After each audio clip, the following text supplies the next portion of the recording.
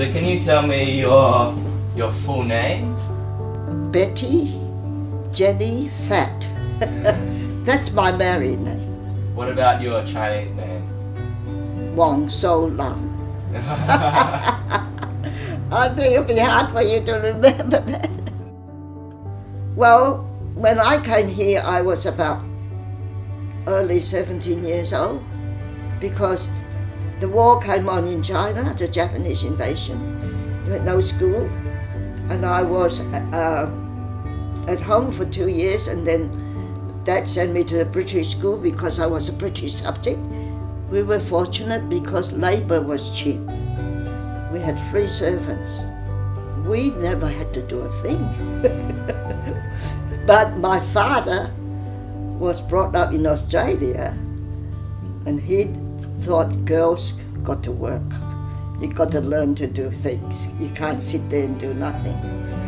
And he used to come and check our rooms and look at the windowsill and say, oh, there's some pins there. You got to pick the pins up. My father, I really loved my father very much. He was a good father, and he wrote on our autograph books, patience is a virtue. And he was a very patient man. I used to love the piano.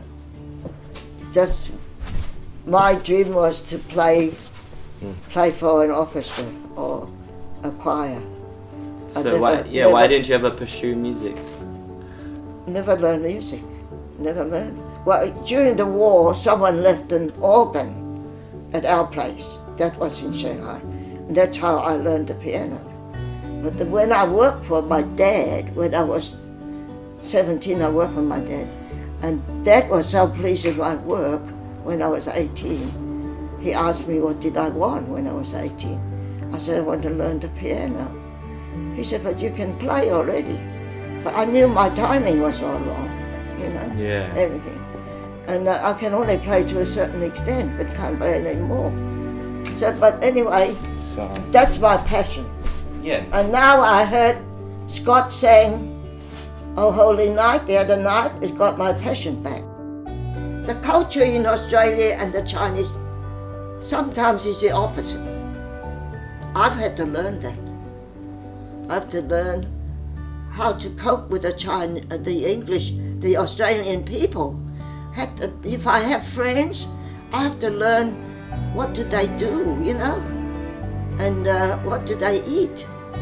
And when I was on the bus, on the car one morning when your mum took me to church, and Michael was sitting next to her, and your mum's asking me, how did you make that sauce for the nachos, They didn't tell me how to make it. They said, did you do this? Did you do that? I said, no, you didn't tell me. I said, I'm sick of you people asking me to cook the Australian food and I don't know how to. And Michael was laughing. It's not Australian food, it's a Mexican food.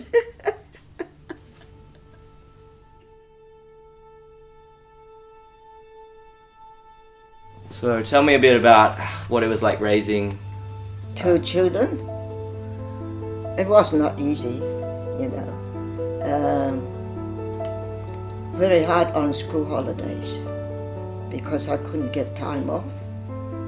And I still feel guilty about that. We didn't even know how to use the gas stove.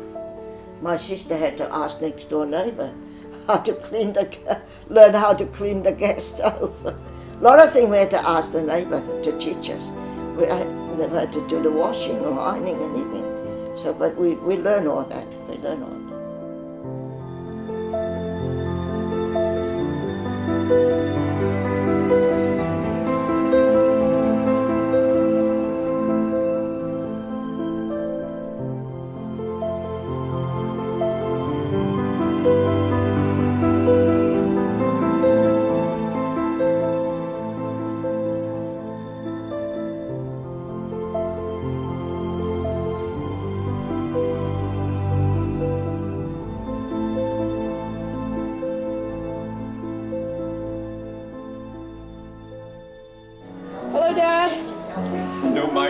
That's got the handbags in it. Here's Mama in her shorts. Thank you.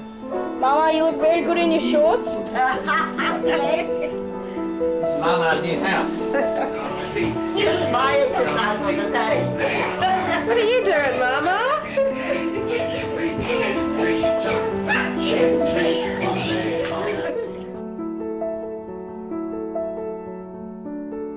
Gungun brought my grandmother out, and they said she was about 27. And they told Gungun that she was 30 odd. So they were both cheated. And they got married still. 52 and 27. Oh, lucky boy. And they had 6 children after that. Wow. 3 boys, 3 girls. Yeah, we got to write this down. 3 boys, 3 girls. We call you Yeah or Grandpa? Yeah? That's it, he said, yeah.